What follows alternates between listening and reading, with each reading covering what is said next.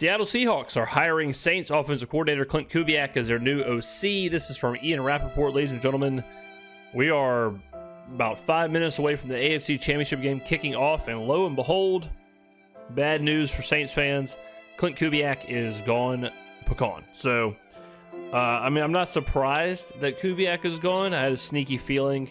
We talked about this when we interviewed with Cleveland and interviewed the first time with Seattle that, when your coach, the head coach that brings you in, when he gets fired, and then looking for a new head coach, and more than likely whoever they hire is going to bring in their own staff, so you're going to be looking for a job anyways. Like, it makes total sense for Kubiak to jump ship and for Kubiak to go take matters into his own hands and go find a new landing spot. It would have been insane for him unless Rizzi and Loomis and whoever would have had the conversation of like, look, we're going to bring the whole squad back together. But obviously that wasn't the case. So good spot for Kubiak. Like, you talk about Seattle, defensive head coach, a lot of weapons over there, a lot of offensive weapons. I think he'll be great. I think he was good.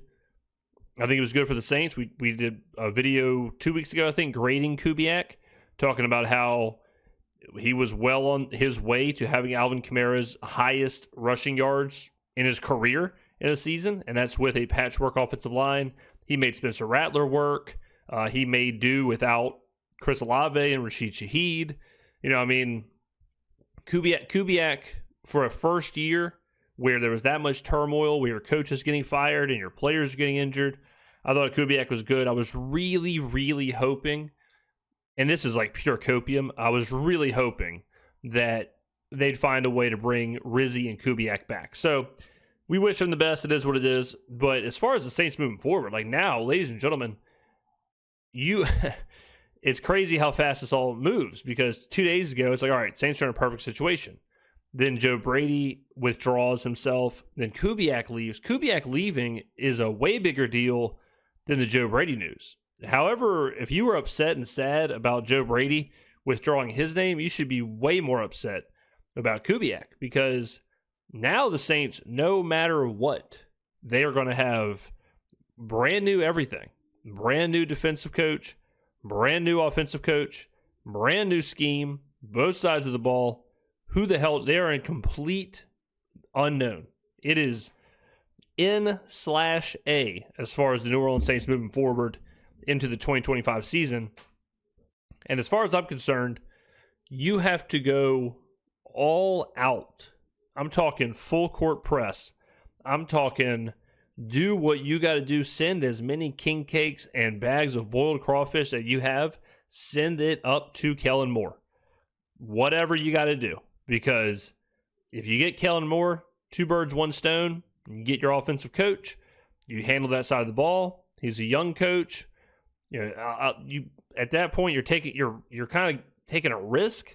But at this point in the search, and as far as like what else is happening with the Saints staff, I would go with Moore. And Rizzi now becomes a little less of an option, because what exactly are you hiring, right? Like your Rizzi would have to build an entire staff, and at that point it's like, what is he doing? You have to have some real faith in his ability to be a CEO or to be a Dan Campbell type. He was kind of, this whole time we were talking about the coaching, it was always like a group thing. It was always like, just keep him and Kubiak together. But I will say this, Bobby Slowick being fired is interesting, because now you got some moving pieces all over the place. Okay, so let's just say Houston goes with Chip Kelly. Okay, then maybe you can make a play at Gerard Johnson, the Houston quarterbacks coach, or maybe now you can make a play at Chip Kelly. Like maybe now there's so many more options out there for this entire Sudoku puzzle, this entire puzzle piece. It's tough. I mean, it's a true unknown with the Saints as far as what we're standing still. That's where we're at right now. We're standing still. Where we'll go defensively, where we'll go offensively, where we'll go with just the locker room in general, where we'll go with the identity of this team, I don't know. And there's only a couple of options. I mean, you're talking about now, it's the same as it was before, I guess, but it's McCarthy, Rizzi, or Kellen Moore. But McCarthy and Rizzi have two huge question marks attached to them.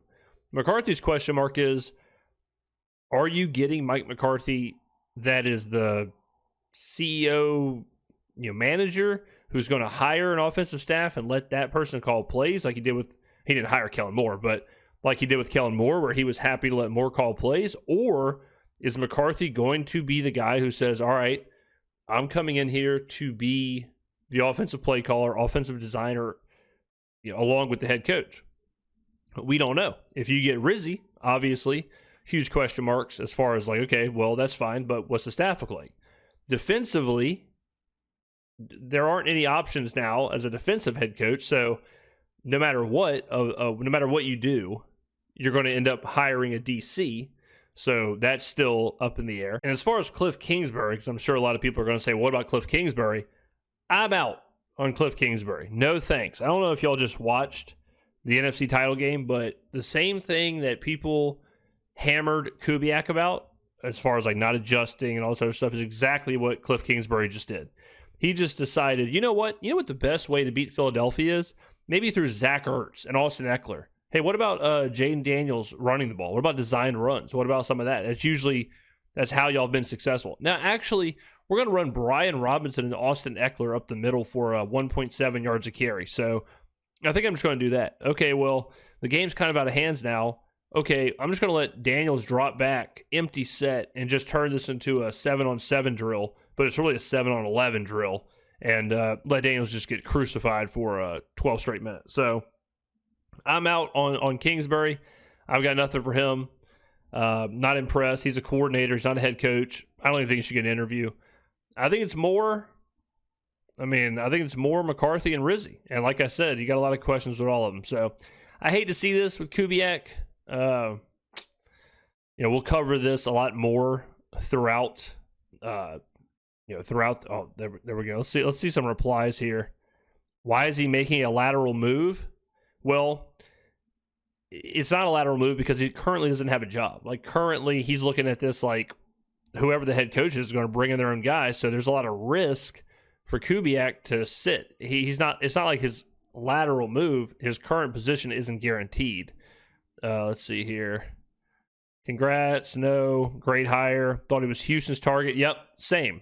So I thought I was a little concerned here as well. I thought that when Houston got rid of Slowick, I thought it made sense that they would target Kubiak, and they may have, they may have targeted them, but Kubiak might have said, I'm not waiting, because Houston's also targeting Chip Kelly, and there was even rumors of Mike McCarthy. So Kubiak might have said, you know what, my fastest way to another job is in Seattle.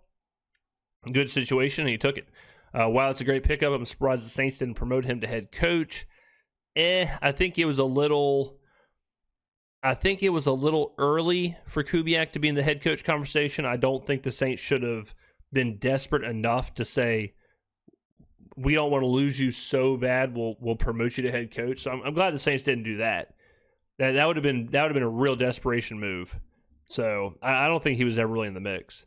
McDonald doubling down, choosing another rising talent. Kubiak having NFL play calling experience. Yep. Let's see here. Good hire. I love this hire. Good hire. How the Saints going to let this happen? Saints kind of had their hands tied. There. Let's see here. Derek Carr.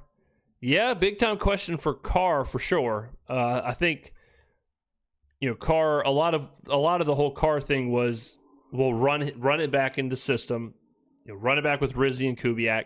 But regardless, Derek Carr would be in the new system. So, yeah, this does kind of put him a little bit more on that volatility line where it might make more sense now for him to leave. Does Carr want to learn another system? Does he want to, it's already kind of weird in New Orleans. There's already some issues as far as like roster and cap and all that. And yeah, so this does put a little bit of heat on Carr. Not heat, I guess, but it does make his spot a little more up in the air. Let's see. He's going to do good in Seattle. I think so too. Elite hire. There you go. A good hire, super high ceiling. Geno will be under center and use play action. True, it's a big change for Geno. Let's see. Thank God he's gone. Yeah, I'm really surprised. I'm really surprised a lot of people. I'm really surprised people are so down on Kubiak. Really surprised. We get a new offense with a new offensive head coach. True. Well, you get a new offense regardless now. Now you get a new offense no matter what, so now, Saints will have, like I said, Saints will have new offense, new defense, new direction, new roster.